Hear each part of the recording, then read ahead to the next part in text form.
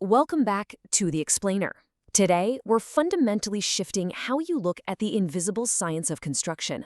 Whenever you look at a massive skyscraper, a sprawling bridge, or a heavy-duty industrial pipeline, you're actually looking at thousands of critical metal connections. But what actually happens at those connection points? Well, it's way more complex than it appears on the surface. In fact, right at those joints, the metal is subjected to temperatures that can literally rival the surface of the sun. So let's just dive right into this by tackling a massive misconception head-on. Is this process really just, gluing two pieces of metal together with a bunch of heat?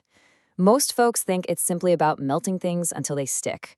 But the reality of the science, it is entirely different. Here's the crucial takeaway. Welding actually forces a complete, real-time transformation of the internal, microscopic structure of the metal itself. It does way more than just join two pieces together. It fundamentally alters the metal right at and completely around the joint. We're talking about real-time, highly localized metallurgy.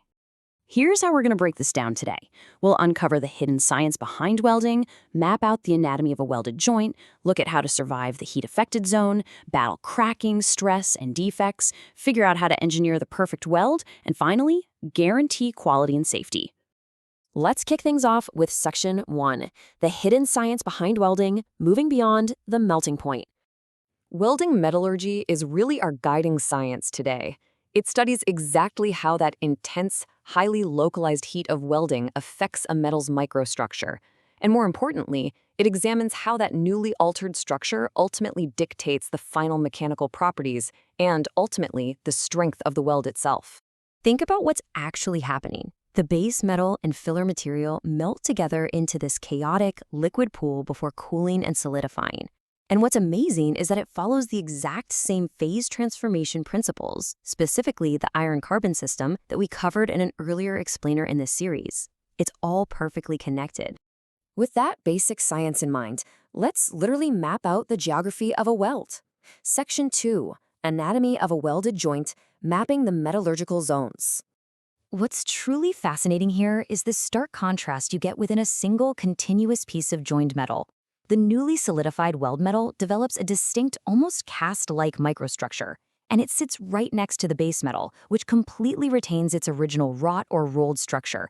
It's kind of like baking a cake directly attached to raw, unbaked dough. But nestled right between those two distinct areas is our true danger zone. That brings us to Section 3, Surviving the Heat-Affected Zone, the danger zone of uncontrolled cooling. Many engineers consider the heat-affected zone the single most metallurgically critical region of an entire welded joint. Why? Well, because while this specific region didn't actually melt, it experienced rapid, completely uncontrolled heating and cooling, all without any deliberate heat treatment.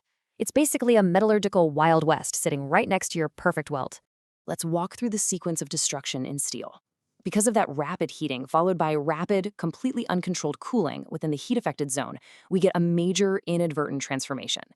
It produces hard, extremely brittle martensite, which, if you remember from our heat treatment explainer, is not always something you want. This newly formed brittle martensite severely increases the risk of cracking. And actually, it's not just about martensite. Prolonged exposure to those extreme temperatures allows individual grains within the heat-affected zone to coarsen significantly. Now, as we know, a coarser grain structure generally means reduced toughness, which connects right back to the grain boundary strengthening principles from our crystal structures explainer. The heat is literally weakening the surrounding microscopic architecture. So what exactly happens when these microscopic changes manifest in the real world?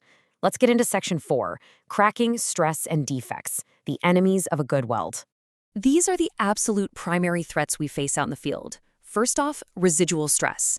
It's an unavoidable byproduct as the weld and the heat-affected zone cool and contract unevenly against the much cooler base metal. This causes serious distortion and warping. Second, we've got hydrogen-induced cracking. This is a massive defect where trapped moisture from welding consumables deposits hydrogen straight into that hardened zone. And finally, joining dissimilar metals. This introduces immense chemical complexity, creating brittle intermetallic compounds, or even triggering galvanic corrosion, where the two different metals basically act like a destructive battery right at the joint. Historically, ignoring these exact factors is the reason entire Liberty ships literally split in half during World War II. Absolutely crazy to think about. But hey, we certainly don't just accept these catastrophic consequences. It's time for Section 5, Engineering the Perfect Weld, finding practical metallurgical solutions. To fight back, welding engineers use a highly specific, calculated value called the carbon equivalent. This number is a real game changer. It allows them to estimate a steel's exact susceptibility to heat-affected zone cracking based entirely on its overall alloy composition. Basically, higher carbon equivalent steels demand far greater preheat temperatures and incredibly careful procedures to avoid a total disaster. Engineers also have to carefully calculate something called dilution. This is the specific mixing ratio of the filler metal with the melted base metal right inside the weld pool. Selecting the right filler requires careful consideration of this dilution effect to guarantee that the final chemical composition actually hits the required mechanical properties for the job. It's a very delicate balancing act. So, we actively combat these metallurgical threats on three main fronts. First, we preheat the base metal. This intentionally slows down the cooling rate, which really helps avoid forming that unwanted martensite. Second, we apply a post-weld heat treatment as a form of tempering to relieve residual stress and bump up the toughness. And critically, we control ambient humidity and strictly dry our welding electrodes. We have to eliminate any source of moisture, essentially starving the weld of hydrogen to provide cracking. Now that we've engineered the perfect joint on paper, how do we prove it works? Section 6, Guaranteeing Quality and Safety, Proving the Concept in the Real World. We have a whole arsenal of non-destructive testing methods to hunt these defects down before they become a problem. Simple visual inspection spots surface issues like porosity. Then, ultrasonic inspection dives deep using sound waves to find incomplete fusion inside the joint. And radiographic inspection, that gives us a literal X-ray look inside to detect hidden, potentially catastrophic cracking. Finally, the whole shebang is locked down through strict, standardized qualifications. A welding procedure qualification formally verifies that the specific procedure reliably produces welds that meet the exact mechanical specs. Then, the welder qualification testing verifies that the actual human being operating the torch can consistently produce sound, defect-free welds using that qualified procedure. Both the science and the human execution have to be absolutely flawless. Ultimately, welding metallurgy effortlessly combines the principles of phase transformation, heat treatment, and mechanical testing that we've explored throughout this entire series, rolling them into one critical real-world application. It really ties everything together. That wraps up our explainer for today. But as we continue to master these fundamentals, it leaves us with an exciting, highly provocative question. What complex metallurgical role will green and hydrogen-based steelmaking play in the future of our industry? That is exactly what we'll be diving into in our next explainer.